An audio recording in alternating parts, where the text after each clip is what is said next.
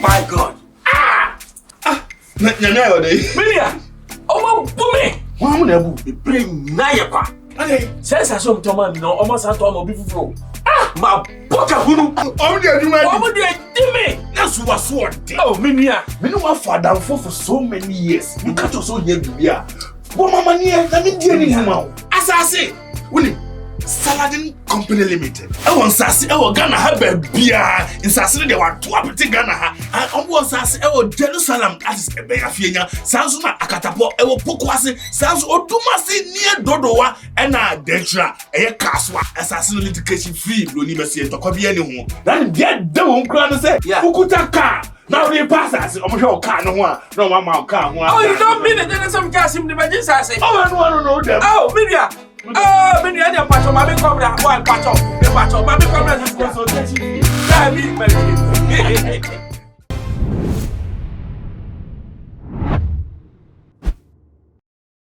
Yami ensure obibia soda da wonya ebreji edwati nsema yede ebesomo ewo tuma GH efidie kase yi eso na ekame akwakoye se mentime ho ase bi asi ewo sinitwafo mamienu bi entemo na akwakoye huhu esumase enioma bi a ekọ eso nanso me no wo ekase cutie juice a chese wono die IG blogger ensemo a chese yensuma no ene de yenfre no wode ne huni ekoko hwehwia na chese wode brega na for anza na chese ediatese no wasanso edinse bia ba betu edwam na wo kiremu am nuaba na ama McBrown ene sinitwani aba ya ono so ni dindi Roselyn Ngissah odofo wamu emienu ekame akwakoye se mentime ho ase bi akoso ewo wamu entem na den ya na akoso na chese na ama McBrown atwe abaya no edi ewo kwan bi eso eba ne sen na ne bi no ekase da bi na ama na nse ne ho nsama adroso eno nti won hwe na won hu ekwan obefa so atoto ne nyoma eba ne sa na wo brand no na wugu no ehu efi na emma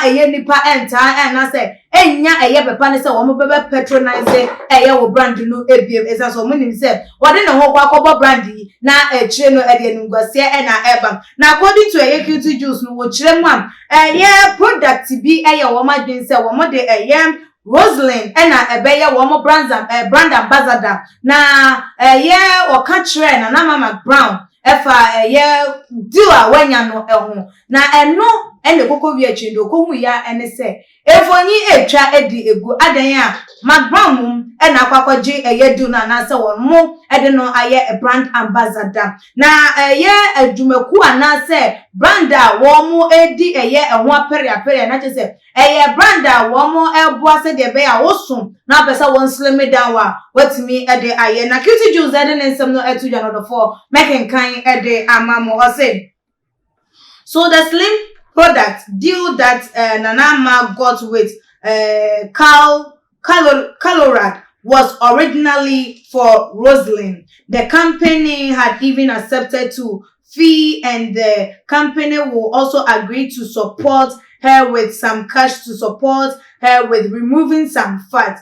Long story short, few days after her to go to the company to do the official signing and reveal her as the brand ambassador, she met Nana Ama and shared her good news with her good friend. Then boom, something happened. I think they met at the gym or so. Next day, the company contacted Roselyn and asked her to hold cause they need to put some things in place before the revealing blah blah blah. Boom! Next thing she saw Nana Ama, whom she shared her news with as the advertising as the brand ambassador for the same brand. Apparently, Roselyn was broken, but she being her usual self, who is drama free, took her L in silence and moved on. She didn't beef Nana or anything, just quiet to some few colleagues and stayed. But now it looked like nature wants to smile on her again and give her her due back. But who wants to sabotage it this time? Stay tuned for more.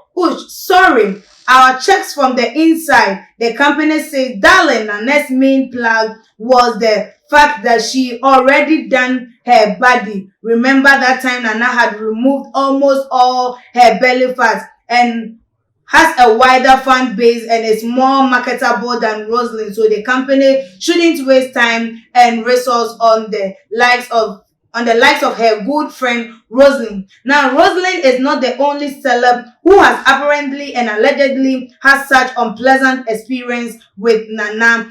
More names have been dropped, but for now, readers, we will keep you posted on some other exclusiveness and no NHS and someone what they ever told a year about. And I just said, yeah, bako can and some that the channel McBrown vegan or fetch aqua J and answers Sabrano.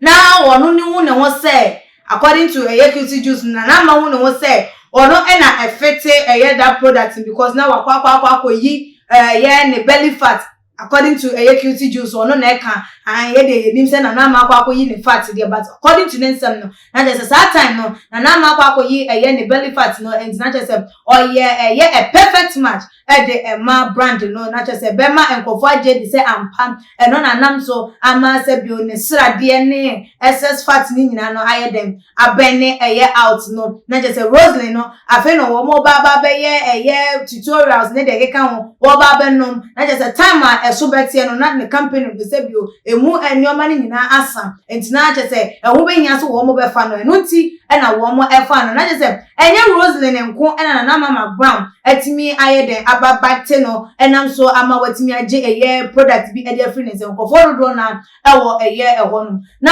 usha na ma eye wo bia say bio obe go in for eye brand bi say one more enfa product be emma no na wonye advert enfa more na so wonye ambassador enfa emma because the brand no so big and huge say brands no mom na wo mo beba ne nchen aba be hu ne management team ne de ka won say oh yeah per se na ma brand for her to go to that far no na etwetwe aso kakra bi no woni se o de bi no kure bi enhyeda enimi bi so woni se nipa de oyi nipa ebetimi aba ne se obetimi aye amana yeye se de nsam no etie no Roselyn emekasa ye no na ma emekasa ye ni de atire de obaba be react bia na ye de beba aba be so mo se ne se na efata na enya maye no akonya no aba e de ama so so be kire wadwen e wo comment section ho enya de atem so enya bufo eso e wa nidie ene wo bo ekwan eso media ene ekia sikapa aha enamde mu AC McBrown